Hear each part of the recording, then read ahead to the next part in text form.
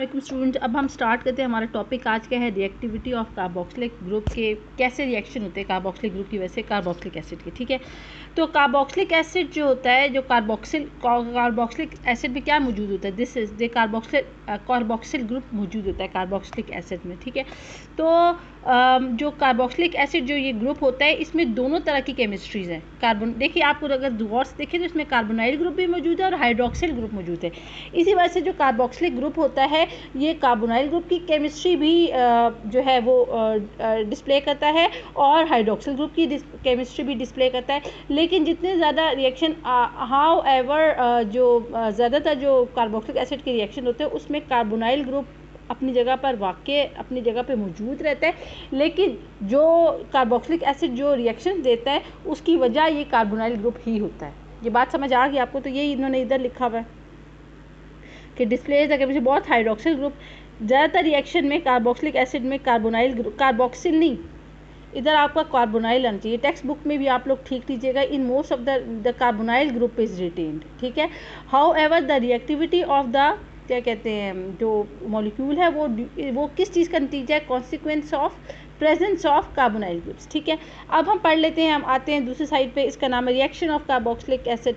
अगर हम reaction of carboxylic acid की तरफ आ जाए तो हमें पता चलता है there are 3 main kinds of reaction of carboxylic acid. ठीक है, मंदरजा झेल किस्म की रिएक्शन होता है। वो रिएक्शन है जिसमें कार्बोक्सिल ग्रुप की हाइड्रोजन को कोई और ग्रुप रिप्लेस करता है। ठीक है, ये कैटेगरी है। जाहिर बात है जो कार्बोक्सिल ग्रुप रहता है इसमें एक हाइड्रोजन होती है ना, और हाइड्रोजन कैसे रिलीज होती है, H पॉजिटिव के तौर पे। ठीक है, तो वो सारी रिएक्शन जिसमें कार्बोक्सिल ग्रुप की हाइड्रोजन जो होती है इन्वॉल्व होती है, यानी जो कार्बोक्सिलिक एसिड की जो एसिडिक नेचर की वजह से जो रिएक्शंस होते हैं वो वाले होते हैं जिसमें सिर्फ हाइड्रोजन इन्वॉल्व होती है। यानी जो कार्बोक्सिलिक एसिड बेसिकली एक एसिड है ना, और उसमें वो H पॉजिटिव रिलीज करता है, तो कार्बोक्सिलिक एसिड की होने की वजह से जो रिएक्शन है उसमें हाइड्रोजन सिर्फ इन्वॉल्व होती है।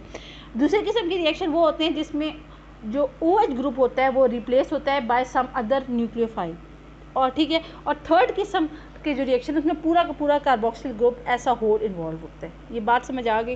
तो ज़रा ये देखें कि वो वाले reaction in which the hydrogen atom of the carboxyl group is involve, यानी वो के जो कार्बोक्सिलिक एसिड की एसिडिक नेचर की वजह से जो रिएक्शन होते हैं, यानी जिसे सॉल्ट फॉर्मेशन किस्म के रिएक्शंस भी कहते हैं। ठीक है, वो लेकिन वो कैटेगरी जिसमें OH ग्रुप जो होता है वो रिप्लेस होता है बाय अनदर ग्रुप। ठीक है, थर्ड वो कैटेगरी है जिसमें पूरा का पूरा कार्बोक्सिलिक ग्रुप ऐसा होल इन्वॉल्व होता है। तो अब हम सबसे पहले फर्स्ट कैटेगरी ऑफ रिएक्शन पढ़ेंगे, reaction involving H atom of carboxylic group. ठीक है, तो अब आप ज़रा खुद देख लें कि कार्बोक्सिलिक ग्रुप में क्या है, हाइड्रोजन। ठीक है, ये हाइड्रोजन H पॉजिटिव की फॉर्म में रिलीज होगी। जब ये H पॉजिटिव फॉर्म में रिलीज होगी इसका मतलब है कि ये वाला बॉन्ड ब्रेक करेगा और ये जो पेयर ऑफ इलेक्ट्रॉन है ये ऑक्सीजन को मिल जाएंगे। ठीक है, तो ये देखें वाटर के अंदर ये carboxylic acid, because it is basically an acid. Carboxylic acid are weaker acids than mineral acid, however they furnish H positive ion, लेकिन ये H पॉजिटिव आयन देते हैं जब वो पानी के अंदर डिजॉल्व होते हैं। ठीक है, तो ये देखें ये एक कार्बोक्सिलेट आयन बन गया और H पॉजिटिव, ये H पॉजिटिव जो है वाटर के साथ मिलके H3O पॉजिटिव यानी हाइड्रोनियम आयन बनाएगा। वाटर के अंदर ये H3O पॉजिटिव आयन बना देगा। ठीक है, अब हम इसके कौन से रिएक्शन है जो H पॉजिटिव की वजह से, यानी reaction involving H atom of carboxylic acid कौन सा है?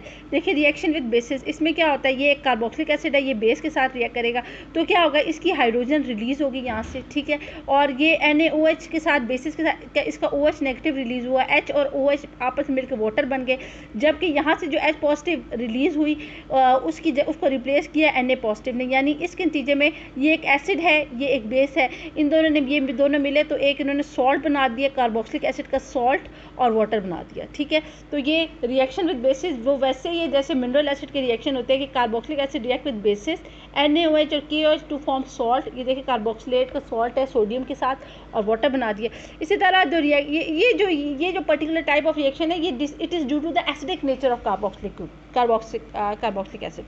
तो रिएक्शन विद कार्बोनेट, ये वही आपको पता है जब भी कोई मिनरल एसिड होता है वो कार्बोनेट या बाइकार्बोनेट के साथ मिलता है तो क्या करता है, सॉल्ट बनाता है, कार्बन डाइऑक्साइड इवॉल्व करता है और वाटर निकालता है। तो इसी तरह कार्बोक्सिलिक एसिड भी एक एसिड है ना, ये कार्बोनेट या बाइकार्बोनेट के साथ कंबाइन करेगा तो सॉल्ट बनाएगा, कार्बन डाइऑक्साइड बनाएगा और वाटर। इसकी आप इस तरह मिसाल दे रहे हैं, आपके पास 2 कार्बोक्सिलिक एसिड, ये है acetic acid, this is also a carboxylic acid, इसके साथ मिला और 2 सोडियम कार्बोनेट है आपके पास, ठीक है। तो आपने क्या, इसने क्या बनाया, 2CH3CONA, कार्बन डाइऑक्साइड और वाटर। इसी तरह आप इसको देख लें, एसिड है, सोडियम बाइकार्बोनेट है, CH3CONA, CO2 और H2, ठीक। ये बात समझ आ गई। इस केस में क्या होता है, ये जो कार्बन डाइऑक्साइड है ये एक गैस है, तो ये बड़ी पावर से, प्रेशर से बाहर निकलेगी, फिर आपको झाग झाग से महसूस होगी। आपने जैसे कार्बोनेट के अंदर, आपको पता है जैसे आप एसिड डालते हैं तो आपको उसके ऊपर झाग बनती नजर आती है। झाग इसलिए बनती है कि कार्बन डाइऑक्साइड बड़े पावर से निकलती है, आपको झाग नजर आएगी इसकी वजह से, ठीक। एफरवेसेंस के साथ, मतलब पावर के साथ निकलेगी carbon dioxide. Reaction with metal, reaction with metal भी कार्बोक्सिलिक एसिड का वही है जो कि आम मिनरल एसिड का होता है। आम मिनरल जो डाइल्यूट एसिड होता है वो जब मेटल के साथ रिएक्ट करता है तो सॉल्ट भी बनाता है और हाइड्रोजन भी इवॉल्व करता है। इसीलिए इसी तरह कार्बोक्सिलिक एसिड, ये देखिए जब एक सोडियम मेटल के साथ बनेगा तो तब भी वो सॉल्ट बनाएगा, सोडियम का, कार्बोक्सिलिक एसिड का सोडियम सॉल्ट बनाएगा और हाइड्रोजन गैस को इवॉल्व करेगा। तो ये इसका जो, और साथ, हाँ जी, यहाँ पे सिर्फ जो है यहाँ पे कार्बन डाइऑक्साइड नहीं आना चाहिए था, ये एक आपकी डिजिटल बुक में एरर है, आपकी टेक्स्ट बुक में एरर नहीं हुआ हुआ, तो ये आप करेक्ट कर लीजिएगा, ठीक। तो ये इसका जो रिएक्शन है कार्बोक्सिलिक एसिड का मेटल के साथ वैसे ही जैसे आम मिनरल एसिड का होता है, यानी उसके साथ कंबाइन करके सॉल्ट बनाया और हाइड्रोजन गैस इन्वॉल्व की। तो यही जो कार्बोक्सिलिक एसिड होते हैं ये active metal like sodium, potassium, calcium, magnesium के साथ रिएक्ट करेंगे, सॉल्ट बनाएंगे और हाइड्रोजन इन्वॉल्व करेंगे। दूसरी हम कैटेगरी करेंगे रिएक्शन की involving the OH group of the carboxylic group. इसमें क्या होता है, जो कार्बोक्सिलिक एसिड का OH ग्रुप होता है, आप ज़रा ऊपर अगर आप देख लें, किसी भी जगह पे देख लें कार्बोक्सिलिक एसिड का, दिस इज OH ग्रुप। इस केस में क्या होगा, आपको पता है ये जो कार्बोक्सिलिक एसिड होते हैं इनमें भी न्यूक्लियोफिलिक रिएक्शन देते हैं। कार्बोनाइल ग्रुप भी तो आपको पता है ना न्यूक्लियोफिलिक रिएक्शन देते थे, लेकिन और कार्बोक्सिलिक एसिड भी न्यूक्लियोफिलिक रिएक्शन देंगे, ठीक है। लेकिन कार्बोनाइल ग्रुप और कार्बोक्सिलिक एसिड के न्यूक्लियोफिलिक में फ़र्क ये है कि कार्बोनाइल ग्रुप जो रिएक्शन देते थे वो न्यूक्लियोफिलिक एडिशन रिएक्शन थे, लेकिन कार्बोक्सिलिक एसिड जो न्यूक्लियोफिलिक रिएक्शन देंगे वो न्यूक्लियोफिलिक सब्स्टिट्यूशन रिएक्शन देंगे। कहने का मकसद ये है कि यहाँ पे जो OH ग्रुप होगा ये निकल जाएगा एस न्यूक्लियोफाइल, यानी लिविंग न्यूक्लियोफाइल के तौर पे निकलेगा। यानी ये जो OH ग्रुप, ये जो बॉन्ड ब्रेक होगा तो OH ग्रुप जो है ये एक पेयर ऑफ इलेक्ट्रॉन के साथ निकलेगा, ठीक है। फिर इस लिविंग न्यूक्लियोफाइल को रिप्लेस करेगा कोई और न्यूक्लियोफाइल। ये बात समझ आइए। सो वो यही बात बता रहे हैं कि कार्बोक्सिलिक एसिड भी न्यूक्लियोफिलिक दे रहे हैं, लेकिन न्यूक्लियोफिलिक सब्स्टिट्यूशन रिएक्शन देंगे, जैसे वो alkyl halide nucleophilic substitution reaction देते हैं ना।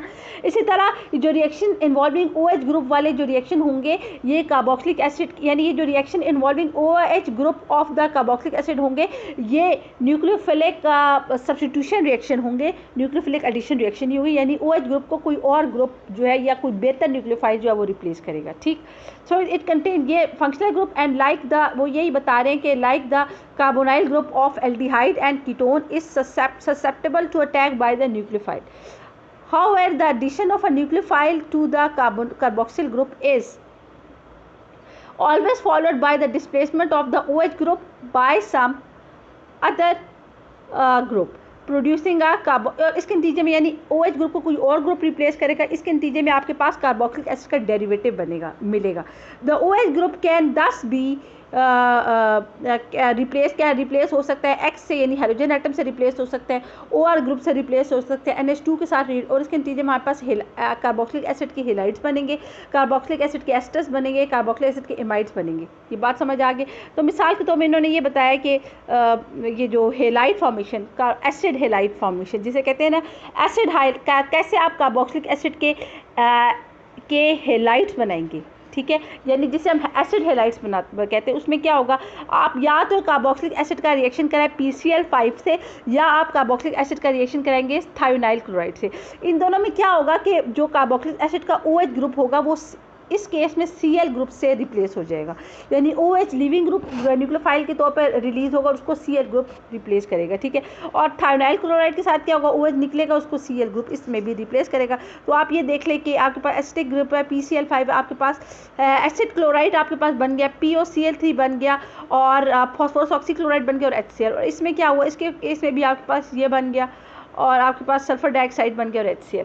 अच्छा, इसका अगर हम यानी ये वो मेथड है जिसमें आप अगर आपके पास कार्बोक्सिलिक एसिड है और आप उस कार्बोक्सिलिक एसिड से हेलाइड्स बनाना चाहते हैं तो आप उसको या तो PCl5 के साथ ट्रीट करेंगे या SOCl2 के साथ। ये वो उन कैटेगरी ऑफ रिएक्शन में आते हैं जिसमें OH ग्रुप किसी और ग्रुप से रिप्लेस होता है। ठीक है, अब इसका आगे नेक्स्ट में आपको मैकेनिज्म दिया हुआ है। मैकेनिज्म में क्या हुआ है, ये आपके पास कार्बोक्सिलिक एसिड है, ये आपके पास थायोनाइल क्लोराइड है। ठीक है, आपके पास क्या बना, तो क्या होगा कि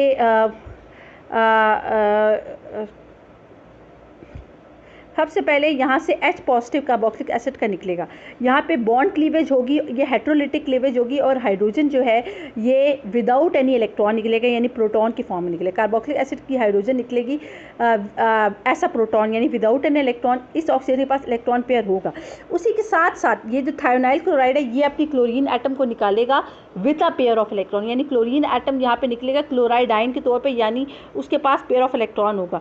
तो जब ये सल्फर जो एटम है क्लोरीन को निकालेगा तो इसकी वजह से ये भी इलेक्ट्रॉन डेफिशिएंट हो जाएगा और इस कार्बन के पास इलेक्ट्रॉन और इस ऑक्सीजन के पास तो इलेक्ट्रॉन मौजूद है।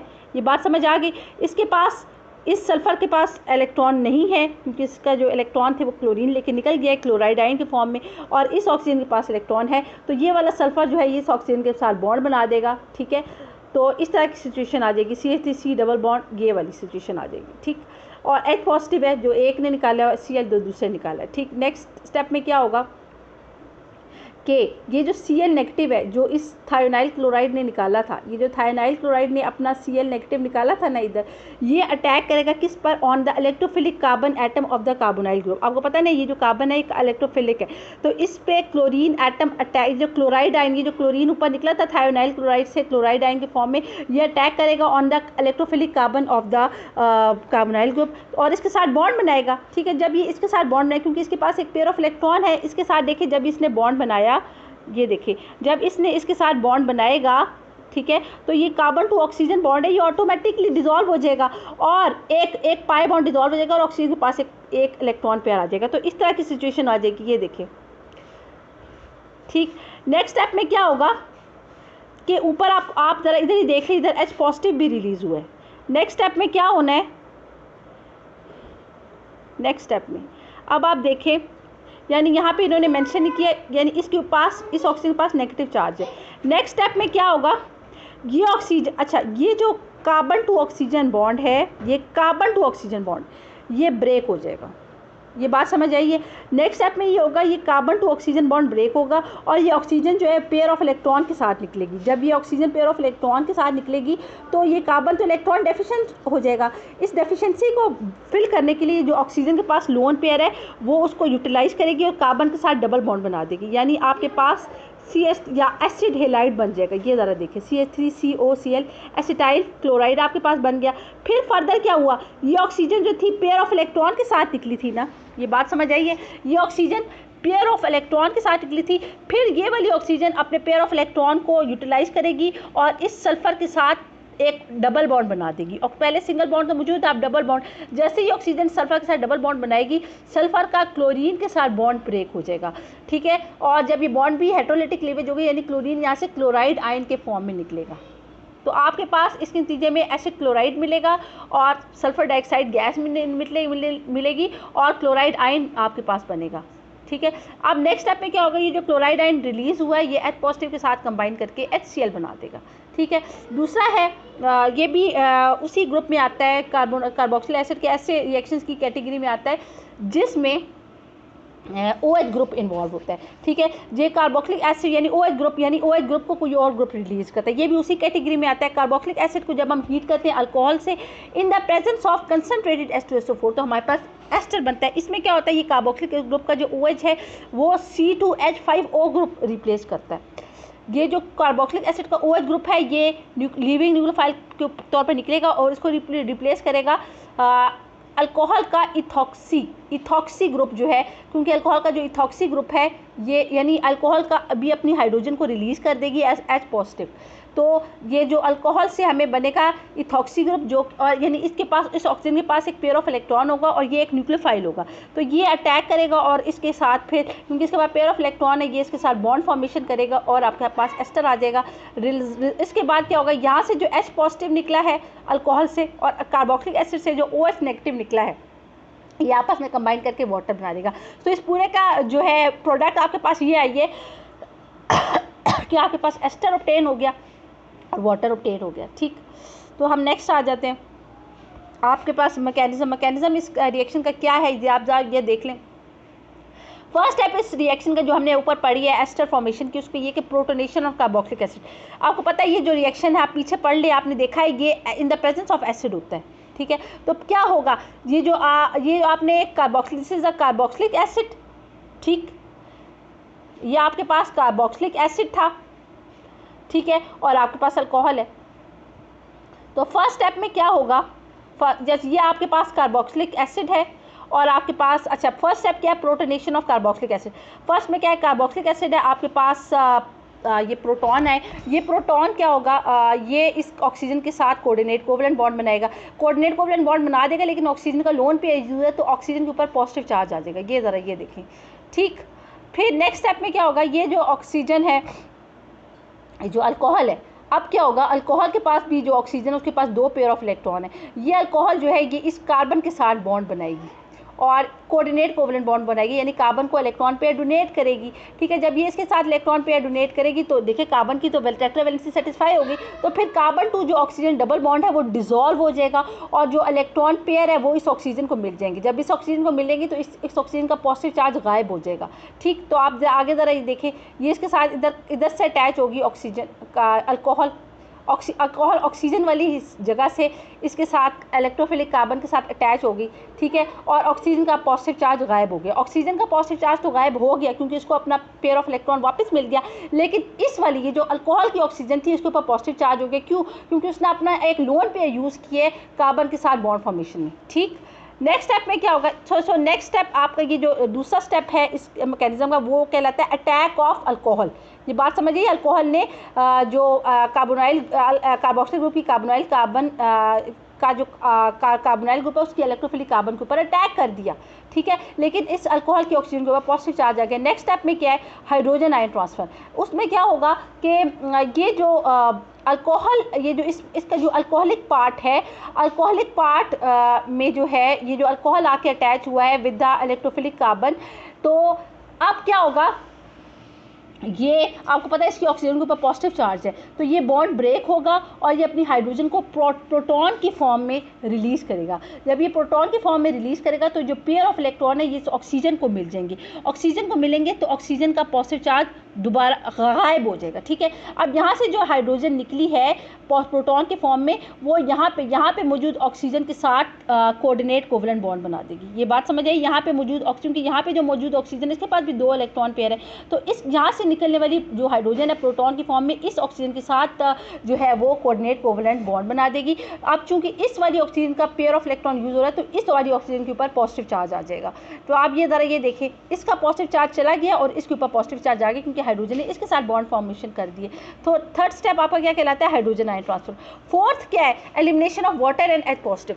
जो फोर्थ स्टेप है, आपके पास जो प्रोडक्ट बनी इसमें वाटर भी निकलेगा और H पॉजिटिव आयन भी निकलेगा। यानी ये जो आपके पास प्रोडक्ट है इसमें क्या होगा, ये जो वाटर है, ये आपको देखिए ये वाली ऑक्सीजन थी, आपने देखा इसके ऊपर पॉजिटिव चार्ज है क्योंकि इसने हाइड्रोजन के साथ कोऑर्डिनेट कोवलेंट बॉन्ड बनाया।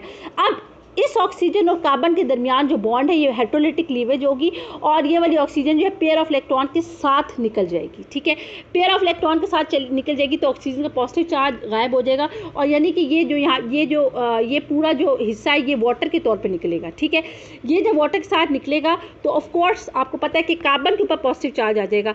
तो इस कार्बन के पॉजिटिव चार्ज को इस तरह दूर किया जाएगा कि ये वाली जो ऑक्सीजन है ये अपना हाइड्रोजन के साथ बॉन्ड ब्रेक करेगी और हाइड्रोजन को पॉजिटिव H पॉजिटिव की फॉर्म में निकालेगी, यानी प्रोटॉन की फॉर्म में निकालेगी। यानी ऊपर वाटर निकला है और नीचे हाइड्रोजन प्रोटॉन की फॉर्म में निकलेगी। हाइड्रोजन प्रोटॉन की फॉर्म में निकलेगी तो ये जो 2 इलेक्ट्रॉन पेयर है ये ये इस ऑक्सीजन को मिल जाएंगे और ये वाली ऑक्सीजन इसको इस्तेमाल करेगी और कार्बन और अपने दरमियान डबल बॉन्ड बना देगी। जब ये कार्बन अपने दरमियान डबल बॉन्ड बनाएगी तो कार्बन का पॉजिटिव चार्ज खुद ब खुद गायब हो जाएगा और इसके नतीजे में जो रिजल्ट ये देखें ऊपर देखें, वाटर भी रिलीज हुआ और H पॉजिटिव भी। तो इसके नतीजे में आपके पास एस्टर बनेगा, इस केस में इथाइल एसीटेट और वाटर बनेगा और आपके पास H पॉजिटिव जो आपने शुरू में यूज़ किया था ऐसा कैटलिस्ट के तौर पे वो दोबारा रिलीज हो गया। ठीक है, एस्टर्स क्या होते हैं, इनकी वेरी वेरी फ्रूटी स्मेल होते हैं। They are used as artificial flavours के तौर पे इनको इस्तेमाल करते हैं। Flavours of some of the esters are listed, ये जो बहुत सी चीज़ें होती है, स्ट्रॉबेरी केक, फलाना केक, तो उसके अंदर डायरेक्ट वो चीज़ नहीं डलती बल्कि एस्टर्स डाले जाते हैं। मिसाल के तौर पर आप ये देख लें,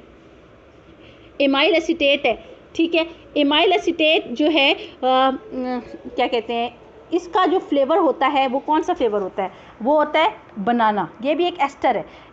एट जहाँ पे आता है वो एस्टर होता है। आइसोब्यूटाइल फॉर्मेट, इसका रसबेरी फ्लेवर होता है। बेंजाइल एसीटेट का जैस्मीन फ्लेवर होता है। इथाइल ब्यूटायरेट का पाइनएप्पल फ्लेवर होता है। एमाइल ब्यूटायरेट का एप्रिकॉट फ्लेवर होता है। तो ये जो मुख्तलिफ चीज़ें हम खाते हैं उसमें ये एस्टर्स डाले देते हैं, तो इनकी स्मेल बिल्कुल जो होती है वो उसकी तरह होती है। ठीक है, नेक्स्ट हम पढ़ रहे हैं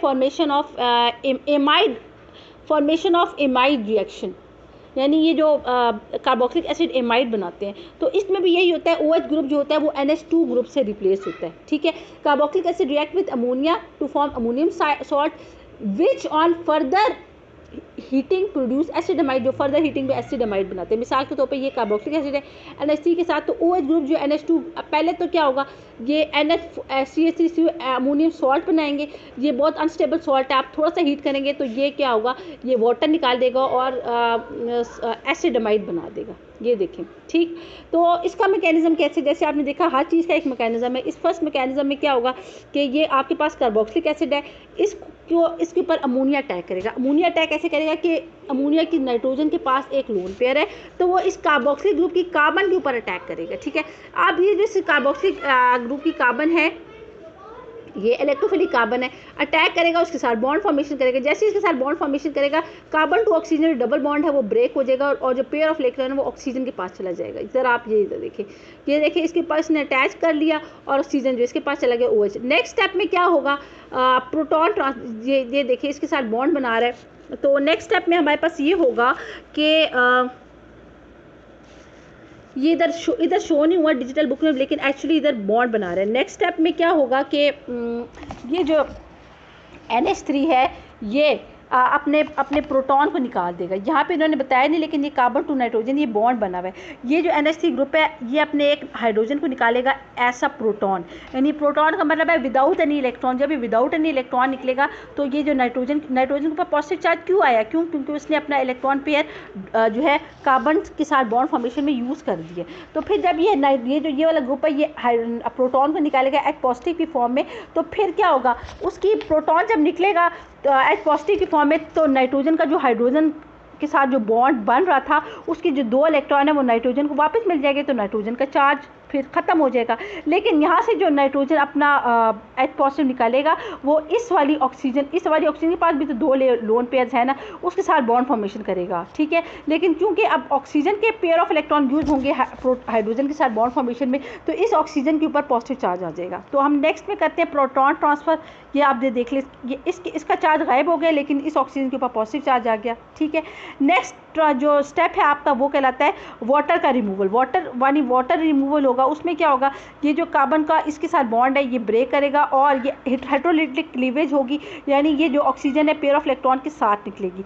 जब ये पेयर ऑफ इलेक्ट्रॉन के साथ निकलेगी, ठीक है, क्योंकि ऑक्सीजन के ऊपर पॉजिटिव चार्ज है, तो ये यानी ये वाटर की फॉर्म में निकलेगी, क्योंकि ऑक्सीजन को अपना पेयर ऑफ इलेक्ट्रॉन वापस मिल गया, ये पूरा हिस्सा वाटर की फॉर्म में निकलेगा। तो कार्बन के ऊपर तो इलेक्ट्रॉन की डेफिशिएंसी आ गई, तो इसको रिमूव करने के लिए जो ऑक्सीजन के ऊपर नेगेटिव चार्ज है वो इसको इस्तेमाल करेगा और कार्बन के साथ डबल बॉन्ड बना देगा। ये देखिए, यानी एसिड अमाइड बन गया और वाटर बन गया। ठीक, नेक्स्ट हम कर लेते हैं formation of acid anhydride. Formation of acid anhydride भी एक ऐसा रिएक्शन है कि जिसमें जो कार्बोक्सिलिक ग्रुप की जो OH ग्रुप है वो रिप्लेस होती है। ठीक है, अगर आपके पास 2 मॉलिक्यूल्स हैं कार्बोक्सिलिक एसिड के, तो एक कार्बोक्सिलिक एसिड के जो मॉलिक्यूल का उसका OH ग्रुप निकलेगा, दूसरे का H निकलेगा। समझ आ रही है, 2 मॉलिक्यूल्स है तो एक वाला जो है वो अपने हाइड्रोजन को निकालेगा H पॉजिटिव की फॉर्म में, दूसरा अपनी OH को निकालेगा OH नेगेटिव फॉर्म की फॉर्म में। समझ आ गई। के OH नेगेटिव फॉर्म में निकालेगा कि ये जो बॉन्ड ब्रेक होगा ये ऑक्सीजन पेयर ऑफ इलेक्ट्रॉन के साथ निकलेगी, जबकि ये जो बॉन्ड ब्रेक होगा ये हाइड्रोजन विदाउट इलेक्ट्रॉन निकलेगी। तो यहाँ से निकले वाली जो H पॉजिटिव है और यहाँ से निकले वाला OH नेगेटिव आपस में कंबाइन करके वाटर बना लेंगे। जबकि ये जो आपको पता है ये जो H पॉजिटिव यहाँ से निकली है तो इसलिए निकली क्योंकि इस ऑक्सीजन के पास एक इलेक्ट्रॉन पेयर आ गया है, ठीक है। H पॉजिटिव की फॉर्म में निकले का मतलब है इस ऑक्सीजन के पास एक इलेक्ट्रॉन पेयर है, और यहाँ से जो ये जो OH नेगेटिव की फॉर्म में निकली है यानी इसके पास इलेक्ट्रॉन पेयर नहीं है, इसके ऊपर पॉजिटिव चार्ज है और इस कार्बन के ऊपर पॉजिटिव चार्ज है और इस ऑक्सीजन के ऊपर नेगेटिव चार्ज है। फिर क्या होगा, ये जो एक कार्बोक्सिलिक एसिड के मॉलिक्यूल की एक ऑक्सीजन जिसके ऊपर नेगेटिव चार्ज है वो दूसरे कार्बोक्सिलिक एसिड की जो कार्बन है जिसके ऊपर पॉजिटिव चार्ज है उसके साथ बॉन्ड बना देगी, यानी उसको इलेक्ट्रॉन दे देगी। पेयर ऑफ इस ऑक्सीजन के पास जो इलेक्ट्रॉन पेयर है वो ये वाला ऑक्सीजन यूज़ करेगा और इस कार्बन के साथ बॉन्ड बना देगा। इसके नतीजे में आपके पास एस्टर बन जाएगा, ठीक है। नहीं बल्कि आपके पास इसके नतीजे बन जाएगा एसिटिक एनहाइड्राइड और आपके पास वाटर बन जाएगा। इस रिएक्शन को करने के लिए आपको P2O5 चाहिए। इधर आपके पास एसिटिक एनहाइड्राइड बनेगा। एसिटिक एनहाइड्राइड क्या होता है, जब आप एसिड में से दो एसिड के मॉलिक्यूल में से वाटर निकालें तो रिजल्टेंट प्रोडक्ट एसिटिक एनहाइड्राइड कहलाती है। और आपको पता है ये रिवर्सिबल रिएक्शन है। जब आप इस एसिटिक एनहाइड्राइड को दोबारा, यानी देखिए इसके साथ वाटर निकले हैं, आप अगर इसको वाटर सप्लाई करेंगे तो आपके पास दोबारा से कार्बोक्सिलिक एसिड के मॉलिक्यूल्स बन जाएंगे, दो मॉलिक्यूल्स, ठीक। So acid carboxylic acid are dehydrated on heating strongly in the presence of phosphorus pentoxide. अच्छा, अब हम थर्ड कैटेगरी ऑफ रिएक्शन पढ़े। ये वो कैटेगरी ऑफ रिएक्शन है कार्बोक्सिलिक एसिड के जिनको हम कहते हैं पार्शियल रिडक्शन ऑफ अल्कोहल, यानी ये पूरा का पूरा कार्बोक्सिलिक ग्रुप होता है। इसमें हम दो तरह के रिएक्शन पढ़ेंगे। पार्शियल रिडक्शन टू अल्कोहल, आपके पास कार्बोक्सिलिक एसिड है, आपने अगर उसका रिएक्शन कराया विद लिथियम एल्यूमिनियम हाइड्राइड आपने यूज़ किया है तो क्या होगा कि जो उस कार्बोक्सिलिक एसिड ग्रुप का जो ऑक्सीजन है वो हो जाएगा रिड्यूस, यानी जो कार्बोक्सिलिक एसिड ग्रुप का कार्बन था जो ऑक्सीजन के साथ डबल बॉन्ड बना रहा था, अब वही वाला कार्बन जो है दो हाइड्रोजन के साथ सिंगल बॉन्ड्स बनाएगा। तो पार्शियल रिडक्शन हुई ना, ये OH group as it is रहा, लेकिन ये जो कार्बोक्सिलिक एसिड का जो कार्बन टू यानी ये जो कार्बोक्सिलिक एसिड का कार्बोक्सिल ग्रुप था उसमें ये चेंज आएगा कि पहले कार्बन जो था वो ऑक्सीजन के साथ डबल बॉन्ड बनाया था, अब यही कार्बन दो हाइड्रोजन के साथ सिंगल बॉन्ड बनाएगा, यानी इसकी पार्शियल रिडक्शन हो जाएगी। आपको खुद अंदाज़ा कर ले कि जब ये वाला कार्बोक्सिल ग्रुप का कार्बोनाइल ग्रुप अगर रिप्लेस हो जाए CH2 ग्रुप के साथ, कहने का मतलब समझ आई, यानी ये जो कार्बोक्सिल ग्रुप का कार्बोनाइल ग्रुप है ये रिप्लेस हो जाएगा विद CH2 ग्रुप, तो आपको पता है फिर क्या बनेगी, आपके पास बनेगी अल्कोहल। ये बात समझ आइए, यानी CH3 CH2 OH तो आपको तो और इस केस में होगा कि जितने कार्बन एटम में मुश्तमिल कार्बोक्सिलिक एसिड होगा उतने ही कार्बन एटम में मुश्तमिल आपके पास प्राइमरी अल्कोहल आ जाएगी। तो ये जो है टू अल्कोहल, ठीक है, ये बात समझ आ गई। दूसरा आपके पास जो रिएक्शन है कंप्लीट रिडक्शन, ये वो वाला रिएक्शन है कि पूरा का पूरा, इस केस में ये जो पूरा का पूरा कार्बोक्सिलिक ग्रुप है वो पूरा का पूरा यानी उसमें सारा कुछ ऑक्सीजन सारी निकल जाएगी, पूरा का पूरा COOH ग्रुप पूरा का पूरा CH3 ग्रुप में कन्वर्ट हो जाता है। कंप्लीट रिडक्शन का मतलब है पूरा का पूरा कार्बोक्सिल ग्रुप रिड्यूस हो जाएगा, हाइड्रोजन इसमें ऐड हो जाएगी और पूरा COH ग्रुप की जगह CH3 ग्रुप बन जाएगा, यानी आपके पास कार्बोक्सिलिक एसिड की जगह उतने ही कार्बन में मुश्तमिल अल्केन आ जाएगा। ठीक समझ आए, carboxylic group on reduction with HI and red phosphorus जो है गिव अल्केन्स, और ये अल्केन उतने ही कार्बन में मुश्तमिल होगा जितने कार्बन में मुश्तमिल कार्बोक्सिलिक एसिड होगा। मिसाल के तौर पे एसिटिक एसिड है, आपके पास 6HI है, रेड फॉस्फोरस है, आपके पास इथेन बन गया, 2 वाटर मॉलिक्यूल और 3I2। सो ये आपका एंड हो गया कार्बोक्सिलिक एसिड के रिएक्शंस का।